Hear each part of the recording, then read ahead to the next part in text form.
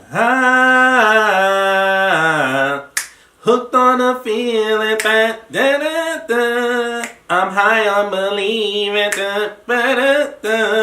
that you're in love with me. Welcome to the Kaiba Show.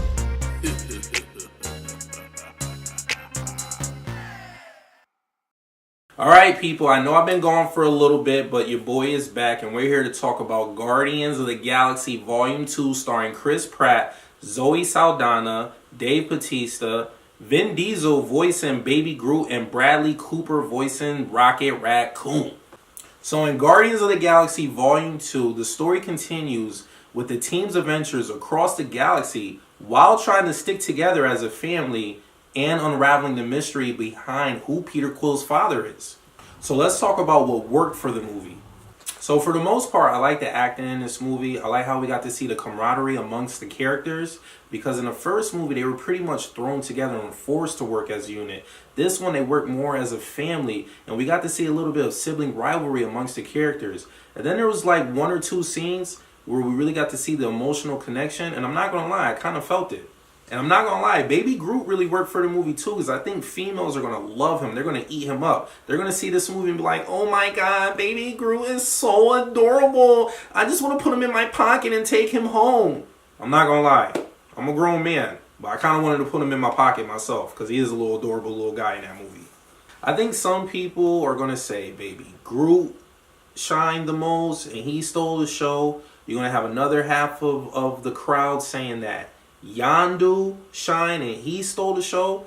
But if you want my personal opinion, I think Drax stole the show for me. He was a complete idiot in this movie. This dude's jokes had me in tears, cracking up, laughing at certain scenes. So if you want my personal opinion, I think Drax really shined in this movie. Not to say that he didn't shine in the first movie, but I just felt like his jokes really hit this time around, and it had me like literally in tears, cracking up in the movies. Now the storyline was pretty good in this movie. It wasn't on the level of the first movie. I felt like the first movie, the story blended. It just had the right mix.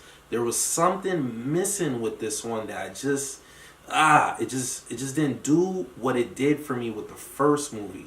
But overall, for what they gave us as a follow-up sequel, I felt like the storyline was better than most follow-up sequels that we've gotten in the past with other movies. So what didn't work for me, which really isn't that big of a deal because it didn't like really hurt the movie that bad, but earlier I mentioned that Drax was really funny and he stole the show, but there was some jokes in the movie that just didn't hit. They fell flat.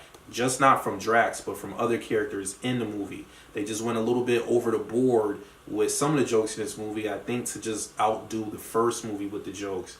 And then there were some characters in the movie that I thought they were going to have bigger roles, and they just didn't. And I felt like they probably just did that to have them as fillers to make the plot go by.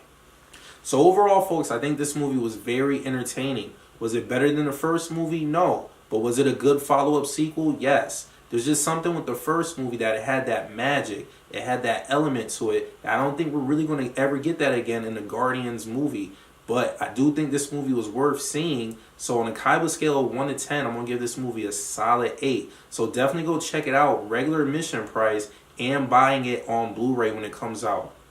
So if you like what you see and you want to see more, please leave a comment at the bottom. Hit the subscribe button, and if you want to be notified, select the bell button also.